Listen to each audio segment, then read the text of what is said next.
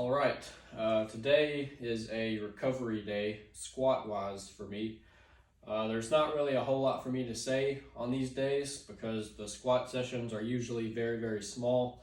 I play around with the bar for 10 or 15 minutes, try to put in at least 100 reps with the bar just to bring blood flow and all that good stuff throughout the muscles and throughout the joints. Try to get, it's like a term of active recovery. It's basically the point of these days. And then I'll probably throw on 135 just for the sake of hitting some sort of weight. And I'm probably going to do some pull-ups tonight as well. I did not run today. The calves are kind of sore, so I'm just going to try to let the lower body recover a little bit more and try to put in probably a 2-mile run tomorrow. Now something I wanted to touch on really quick is that I've had a back injury in the past, over a year and a half ago now. I think it'll be 2 years this year. I think I popped a disc in my back. A lot of you have heard the story many times now. Hadn't deadlifted in a while, came back and pretty well maxed out. Let my form slip one time, something popped, and for 2 weeks I was in miserable pain. Took me 10 or 15 minutes to put a pair of socks and shoes on. I was in bad shape. Had to take 2 weeks completely off of working out, and that is not like me. That's the longest I've taken off of working out in probably 6 or 7 years. So that was 2 weeks of absolutely nothing, no push-ups or anything. That's how bad my back hurt. I could not get relief anywhere. Laying in bed hurt, walking hurt, leaning over was unbearable. But 2 weeks later, I finally got to where my back was okay, and I had to go help a farmer pick pumpkins. And so, I had to put in hundreds and hundreds of reps of bending down, cutting a pumpkin, picking it up, loading it into the bed of the pickup truck, walk through the field and do that. Just lean down, pick them up, load them into the truck. After the truck is full, drive them back up to the yard, unload all the pumpkins, spray them off with a garden hose and wash them, and then put all of them back in the truck and take them up to the barn and unload them onto pallets. I did that for roughly a week, and that was probably the best my back has ever felt. Just the repeated blood flow, that brought me from probably like a 7.5 on pain to essentially 0 in the course of a week. So that's something I keep in mind for any time I have a flare-up, is I need to put blood into the lower back. And to a degree, I don't think you should fear flexion. Now obviously loaded flexion, I'm not a big proponent of, rounded back deadlifts. However, I do implement the Jefferson curl from time to time, but it's always body weight. I follow knees over toes guy, Ben Patrick.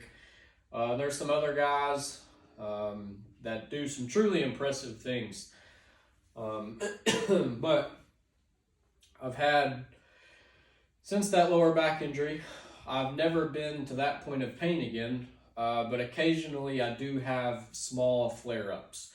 And usually when that happens, I take a 10 or 25 pound plate and just put in goblet squats, like I'm picking something up, put in 25 or 50 reps of that, and then drop down to the 10 pound plate and just do some deadlifts like this, kind of go from side to side to work different positions, and that will usually clear up any sort of pain or discomfort that I have. I do want to stress the pain and discomfort that I do get in my back is never anything above a 3 since helping that farmer. But on the topic of hip flexors, Something else that aids in relieving the tension from my lower back.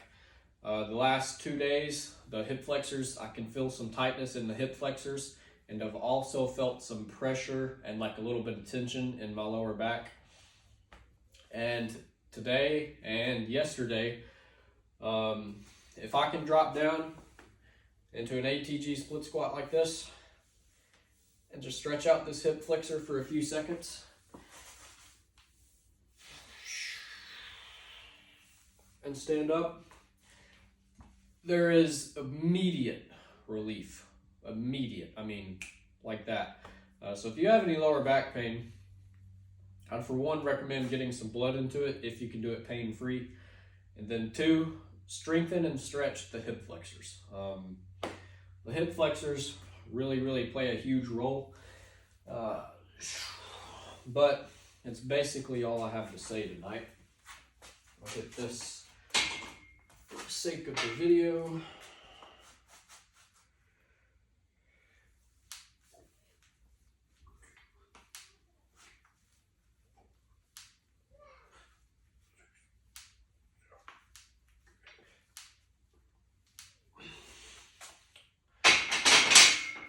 But if my hip flexors are tight, everything feels worse. I don't have the mobility in my hips. They feel like they're getting like bonded up. The lower back feels off. Just can't get into positions very well. And obviously, you do not want to be pushing heavy weights if you're not feeling optimal. So, hip flexors, I think, they probably lack in my training a little bit. So I might start doing a little bit more work directed towards them. Spend a little bit more time into like loading these split squats. Because that is uncomfortable, man. I don't feel like I should be so tight. But I think hip flexors are becoming chronically tight for the main part of the society. If you think about it, you drive to work, you're sitting down. I mean, sitting down at a 90-90 position. So you're always like this. Very rarely do you contract it any more than that. You're basically stuck in this position. Driving to work, you go to work. If you work a desk job, you're going to be sitting in this position all day. You go to lunch, you eat, you sit down. You go to the toilet, you sit down like this. And the most stretched position that you ever put your hip flexor in is standing up. So you go from here to here. You never train this. Never train this range of motion. Gosh, mine are weak, I feel like. But you never go from here to here. I mean, that's where you always stay. And quite frankly, you got to get way back here to stretch out this hip flexor. There's a whole lot of range there. Imagine if you only held your bicep between here and here. I mean, can you imagine how tight your arms would get if you only let your arms go from here and here? They'd probably be cramping all day long. It's just something to think about. So I'm probably going to put a little bit more emphasis on hip flexors from here on out. I feel better already just from doing this little bit of stuff tonight. Oh. But like I said, gonna play around, do some recovery work, and then probably do some pull-ups. So I'll catch you guys tomorrow, and thank you for watching.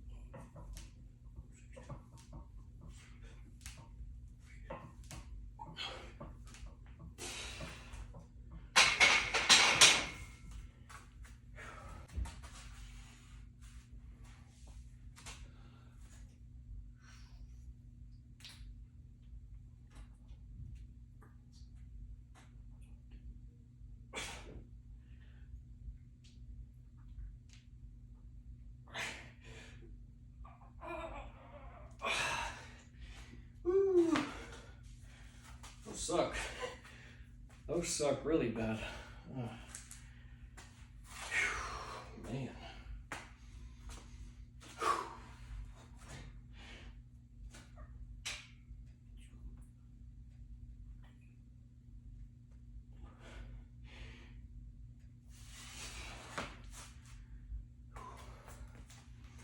I'm doing these sets back to back, but I'm trying to hurry up and get through this quick tonight so I can get into bed.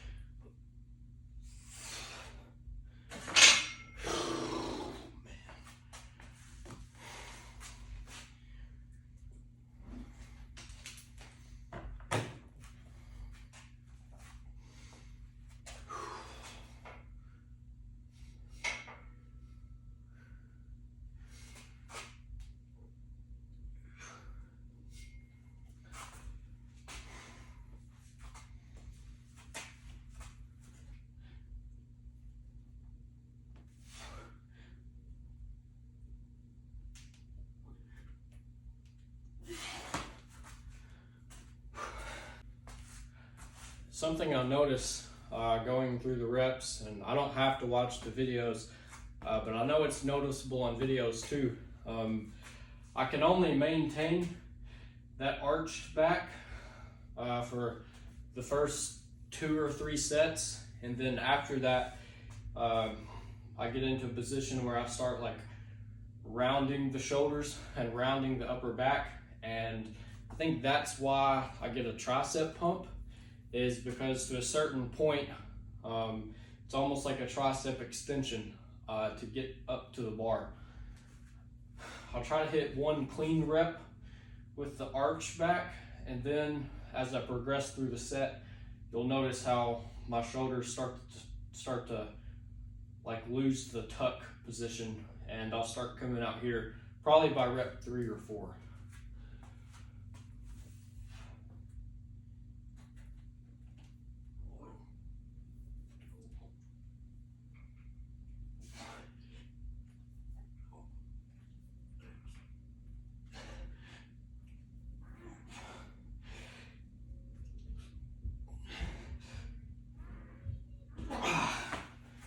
All right, so on rep 9 of that, I went back to the arch position, but I just can't pull as high once I start getting fatigued. And then rep 10 was just pulling wherever it felt natural, and as I get fatigued, it feels more natural instead of, you know, pulling like this, that I start to like drift away from the bar. I don't know, it's kind of weird. It's almost like 2 different styles of pull-ups. But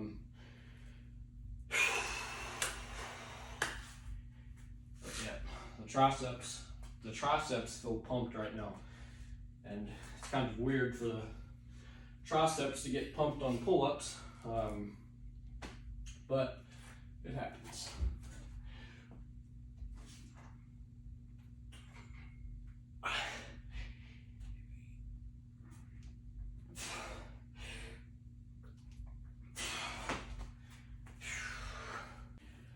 All right, so I'm at 35 pull-ups right now. I'm gonna try to bust out a quick set of 10 and get to 45. These are probably not gonna be clean. Expect me to start like snaking over the bar with the upper back rounding, but I'm gonna try to get to 45 really quick.